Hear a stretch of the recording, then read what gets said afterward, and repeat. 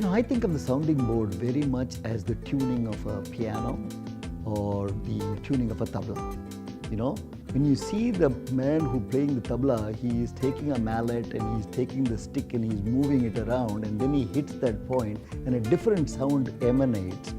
That is what I view the sounding board as.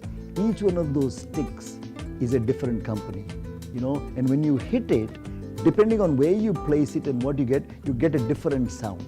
And that's what our advisors bring, to the sounding board. They look at that, where that question is coming from, in what context is coming from, what is the sur or the rhythm which will flow when you hit it there.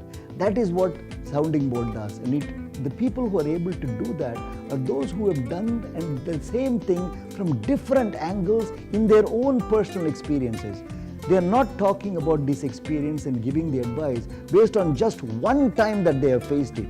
They have faced the same issue time and time again at different times in the type cycle of the companies they were involved in. They have faced it at different, what I would call, geographies. They've faced it in different times in their own development, as individuals.